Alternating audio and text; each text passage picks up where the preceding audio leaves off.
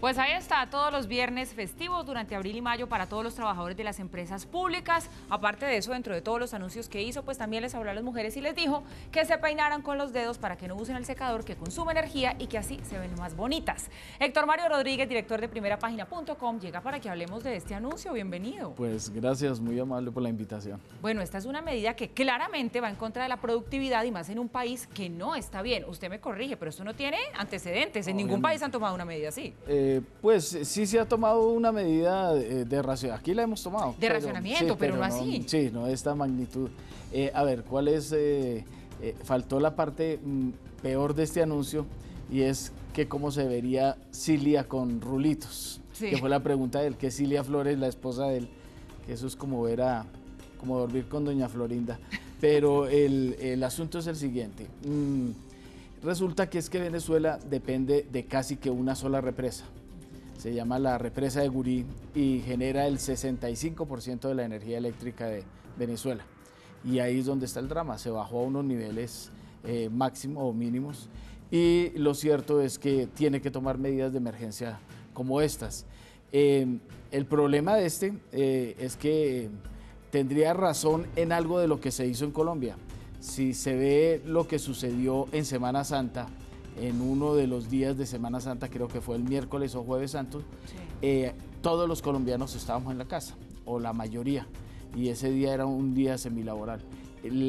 Se ahorró el 21%, que fue el día máximo de ahorro de energía en esa época. Entonces tendría razón desde ese punto de vista. El problema es que Venezuela tiene una economía típica y muy diferente a la nuestra. Allá se van para la casa 2.700.000 empleados que son públicos, sí. Y en Colombia son apenas 1 millón. Entonces, la diferencia de la dependencia del Estado de la economía es muy complicada. El 97% de la economía de Venezuela depende del petróleo, que está en una crisis gigantesca. Entonces, el otro problema es que Venezuela es dueña de la mayoría de las grandes productoras. El acero, o sea, las siderúrgicas, el petróleo, la electricidad, hasta los alimentos lo producen empresas estatales. Es decir, la gravísimo. Producción se acaba, exactamente. Es una medida que resulta gravísima para la productividad. Pero mire, usted habla ahora del embalse de Gurí. El exministro de Energía, Héctor Navarro, decía que le quedan menos de 20 días de generación. 63% del suministro eléctrico del país pues depende de esta represa. ¿Esto es falta de previsión, de prevención, o realmente los embates del clima han sido tan terribles que está pasando lo que está pasando? Han sido muy duros, pero Venezuela ha sufrido tanto del problema eléctrico que nosotros le hemos suministrado de emergencia en múltiples ocasiones desde Colombia. Ese es un país muy parecido al colombiano. Aquí hubo también imprevisión para lo que está ocurriendo. Hay un fenómeno grave de fenómeno del Niño, que fue más fuerte de lo esperado, aunque se sabía desde el año desde el año pasado qué iba a suceder. Sin embargo, estas son medidas que se tienen que haber adoptado desde hace muchos años.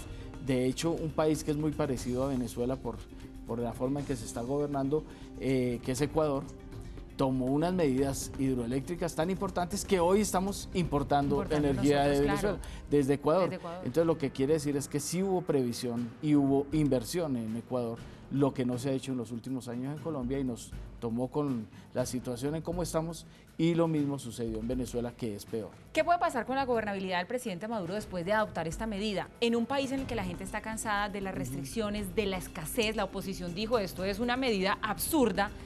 ¿Cómo cree usted que lo va a tomar la gente? Porque uno ve que cada día pasan cosas peores en Venezuela, pero Maduro sigue ahí. Sí, el problema es que la verdad el pueblo venezolano es más folclórico y por eso tiene el presidente un poco, dicen que los gobernantes se parecen a la gente que están gobernando, y eso está sucediendo con Venezuela, esa es la verdad.